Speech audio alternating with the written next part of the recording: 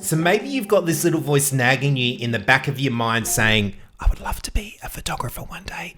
Or maybe you've got this overwhelming sense of following your dreams of making a living as a photographer. Whether it is that little voice or that overwhelming sensation that just consumes you, it can be pretty scary making that jump from photography being a hobby to making a living and a career and working with dream clients. I've been there, I know what it is like making that jump, and it is pretty scary. Before working as a photographer and creating content for clients, I've worked in so many different jobs from retail, door-to-door, call centers, finance, and radio. But since working as a photographer, I've been the happiest I've ever been, and it is one of the best decisions I've ever made. If you have that passion burning inside of you as well, I want to help you make that jump. In this video, I'm going to help you take your photography from a hobby to getting your first client, to getting paid work, and to creating a career as a photographer. Hello, you beautiful humans. My name is Jem Lang, and welcome to another video. Now, in this video, I'm not gonna cover camera gear, what you should or shouldn't buy, and I'm gonna assume you already know the basics of exposure and editing. I'm gonna save those things for another video. So first up, before we even consider working with clients, let's work on that self-confidence and self-talk. What if you fail? What if you end up broke and living in your car? What if things go horribly wrong? What if you get a difficult client? There are lots of what ifs, but when you have those thoughts, don't let them stop you from pursuing being a photographer. Just say to yourself, I got this, because you do. Of course, when you're starting something new you haven't done before, it can be hard to make that jump, especially if you have responsibilities like paying bills and feeding your family and people are relying on you. Things will happen. You may have a shoot that goes horribly wrong, or you may get a difficult client who doesn't pay their invoice. I've had it all, and there is a chance that those things will happen again. But the more experience you get, the more skills you learn about dealing with those situations, which build up your resilience. Once you start making money from your photography, your confidence will grow.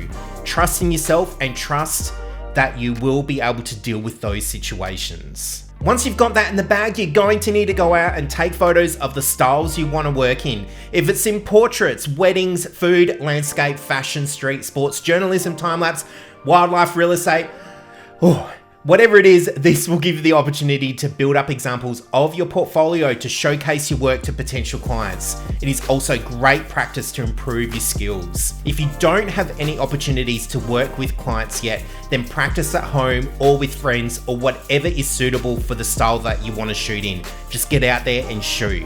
It's okay if you're interested in more than one style as well. I've heard people say that you should stick to one style or niche, which I don't actually agree with. Your style and interests will evolve with you. Imagine if you could only watch Friends for the rest of your life. You'd get pretty bored pretty quickly. And if you aren't sure what style you're wanting to do, why don't you hit up some of your local favorite photographers in your area and see if you can shadow them for a day. It is a great way of connecting with people who are already making a career out of photography, and you could potentially get a mentor out of it as well. So how do you get clients? Well, there are a few ways to do this, but you gotta put yourself out there and you got to say yes to opportunities. When I just started out, I happened to be at the right place at the right time. I was in a cafe who just happened to ask me if I knew anyone who could take photos for their social media, and I thought, F it, I'll do it. It was only paying $100 a week, but this let me practice and to start building my portfolio. Taking these photos for a cafe led me to working with huge international brands. One person will see your work and book you, then another person will see that work, and it keeps going as you improve your skills and upgrade your gear as you go. And this will lead you to making a living from your photography and working with dream clients. Now, I want to address working for free. Some people have some really strong thoughts and beliefs around this, and I'm not saying anyone is right or wrong. But my opinion is I think working for free can lead to some amazing opportunities. Yes, your gear costs a lot of money, plus the amount of hours you have put into learning, upskilling, all your subscriptions, your computer, even the time for the shoot and the editing. It all costs money and it is all part of your value. But doing a handful of shoots for free can help you to build up your portfolio, especially if you don't have any shots for the styles that you're wanting to do. And by doing that free work, it will lead you to paying clients. Now, just on this, I want to add that in my experience, if a client will only work with you if you're working for free, it potentially means that they won't be a future paying client because they don't actually value your work and what is involved with photography. So just keep this in mind. Now you've got your amazing shots, future clients need to see your work, and this is where you need a website. You can use something like Squarespace or Wix. I've been using both and they have both been really simple and easy to use.